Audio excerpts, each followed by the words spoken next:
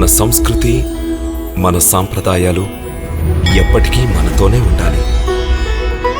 భారతదేశపు మహా గ్రంథాలు, కావ్యాల సంపూర్ణ సంకలనం.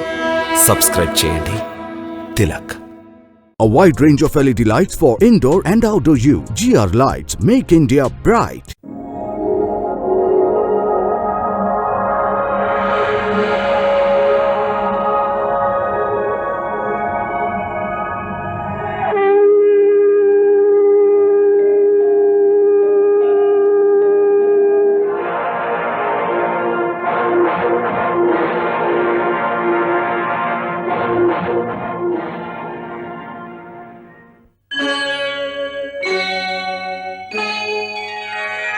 Krishna,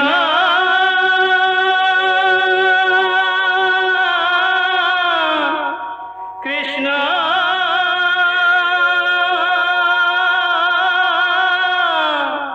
Hare Krishna, Hare Hare.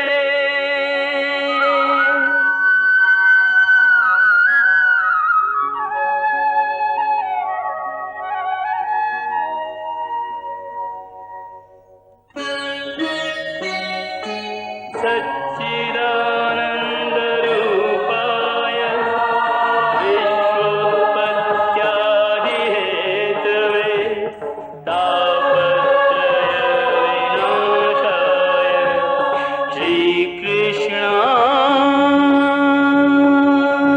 वयं नमः.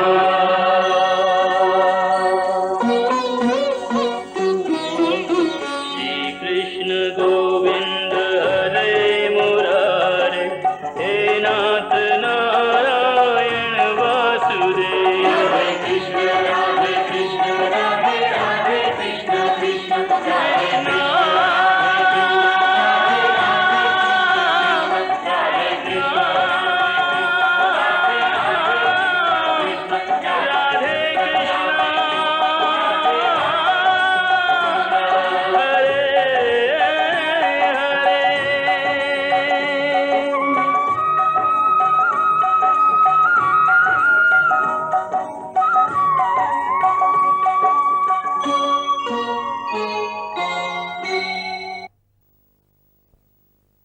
జై శ్రీకృష్ణ. ఎక్కడైనా మిత్రత్వం గురించి ప్రస్తావన వస్తే తప్పకుండా అక్కడ శ్రీకృష్ణుడు సుధాముడు గురించే చెప్పుకుంటారు. అంతేకాదు, స్నేహం అంటే శ్రీకృష్ణుడు సుధాములదే, స్నేహితుడంటే శ్రీకృష్ణుడే అని కూడా చెప్పుకుంటారు. శ్రీకృష్ణుని జీవితంలో సుధామునితో అతని మిత్రత్వం గురించిన అధ్యాయం ఎంతో మధురమైనది, మనోహరమైనది. వారి మైత్రీ బంధం ఎంతో లోతైన భావుకతతో నిండి ఉంటుంది. ఈ కథను వినేవారికి, చెప్పేవారికి అనేక మార్లు అశ్రువులు వస్తూనే ఉంటాయి. ఈ అనిర్వచనీయమైన కథ ఒక్క భారతదేశంలోనే కాక విదేశీ భాషలలో కూడా అనువదించబడినది.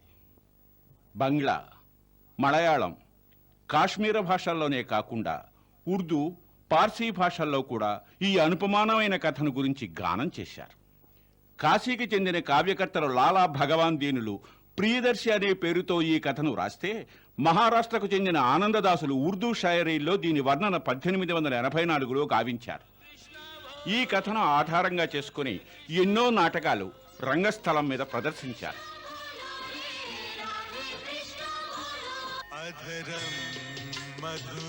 స్వయంగా మేమే మా బాల్యావస్థలో కృష్ణ కుచేల నాటకాన్ని లాహోర్లో రంగస్థలం మీద చూసాం. అంతేకాకుండా హిందీ భాషలో నరోత్తమదాసు అనే కవి సుధామచరితం అనే పేరుతో ఒక కావ్యాన్ని వ్రాశారు. ఈ రసవత్తరమైన కథను తెలియని వారు మన భారతదేశంలో ఏ ఒక్కరూ ఉండరు. అలాగే ఎందరో కవులు తెలుగు భాషలో కూడా వీరి స్నేహాన్ని గురించి ఎన్నో విధాలుగా అభివర్ణించారు. నెమలి తురాయివాడు దయనిండిన కన్నులవాడు, కన్వమముడి వంపులో సకలమున్ గుదిగూర్చిన చక్కని మేనివాడు, నా నేస్తము దయ చిల్కరించినను దాపున చేర్చనేమి కావలని, ఇంకేమి కావలని, ఇలా ఎన్నో విధాలుగా వర్ణించారు. తమ కోరకొచ్చెను బ్రాహ్మణుడొకడు, శ్రీకృష్ణులే దయ చూపుత మురారని వెడగవచ్చెను దీనదయాళుని విప్రోతముడా బడుగు సుధాముడు వేడగవచ్చెను దీనదయాళుని విప్రోతముడా బడుగు సుధాముడు.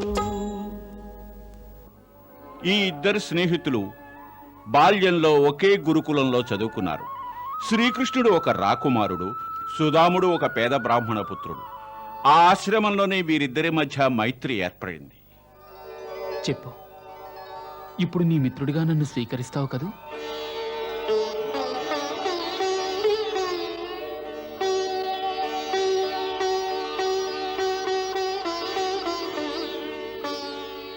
నీవు భగవంతుడి వలె ఉదార స్వభావుడవు. నేడు మొట్టమొదటిసారిగా మంచి మిత్రుడు దొరికిన ఆనందం ప్రాప్తించింది.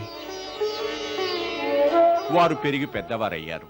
శ్రీకృష్ణుడు ద్వారకాధీశుడయ్యాడు. సుస్వాగతం సుస్వాగతం సుస్వాగతం. కానీ సుధాముని స్థితిలో ఎటువంటి మార్పు లేదు. పైగా అతనికి వివాహం అయిన తరువాత పిల్లల్ని పోషించడంలో సుధాముని పరిస్థితి మరీ దిగజారిపోయింది. శ్రీకృష్ణ శ్రీకృష్ణ. ఇందులో మిత్రులిరువురి గాఢ స్నేహాన్ని చూడవచ్చు. వీరిలో ఒకరు భగవంతులైతే రెండవ వారు దీన పేద సుధాములు. ఒకరు సంపూర్ణులు, ఒకరు అసంపూర్ణులు. ఒకరు పాలకులు ఆజ్ఞాపిస్తారు, ఇంకొకరు సామాన్యులై నియమాలను పాటిస్తారు. ఒకరు పరమాత్మ, ఇంకొకరు జీవాత్మ. ఒకరు శ్రీమంతులైతే ఒకరు ఆగర్భ దరిద్రులు. శ్రీమద్ భాగవతంలో మహర్షి వేదవ్యాసులు సుధాముని చరితమును గూర్చి వ్రాస్తూ సుధాముడు ఒక బ్రహ్మజ్ఞాని బ్రాహ్మణుడు అని వివరించారు. బ్రహ్మజ్ఞాని గనుక అతనికి తెలుసు తనకి కలిగిన ఈ పేదరికానికి కారణం తను పూర్వజన్మలో చేసినటువంటి కర్మ ఫలితమని. కనుక అతనికి ఏర్పడిన కష్టాలను అనుభవించకుండా ముక్తిని పొందలేడు. అందుకే అతను సహనంతో వాటిని ఎదుర్కొంటున్నాడు. పాపం అతని భార్య ఎప్పుడూ ఈ విషయంలో గొడవ చేస్తూనే ఉంటుంది. ఎవరినైతే తమరు త్రిలోకనాథులని భావిస్తున్నారో వారు తమ మిత్రులు, వారి సహాయాన్ని పొందవచ్చు కదా అంటుంది. మరి సుధామునికి మాత్రం శ్రీకృష్ణుని వద్దకు వెళ్లి కైమోడ్చి అర్థించడం ఏమాత్రం ఇష్టం లేదు. కానీ చూసేవాళ్ళు ఏమనుకుంటారంటే సుధాముడు శ్రీకృష్ణునికి పరమ భక్తుడు కదా, మరి అతను శ్రీకృష్ణుడి సహాయాన్ని ఎందుకు పొందడం లేదు అని. ఎందుకంటే నిజమైన భక్తుడు నేను భగవంతుడి నుండి ఏమీయును తీసుకోను అని ఎంతమాత్రం పలుకలేడు. భక్తుడు తనని భగవంతునికి పూర్తిగా సమర్పించుకుంటాడు. ఇదే వాస్తవం. అతడు భగవంతుని ఉపకారాన్ని పొందుటకు ఎంతమాత్రము సిగ్గుపడడు, సంకోచించడు. ఈ విషయంలో సూఫీ కవి ఏమన్నారంటే కంజరీ బనానే మనశ్శరం నా ఆవే మన్ నచికే యార్ మనావందే.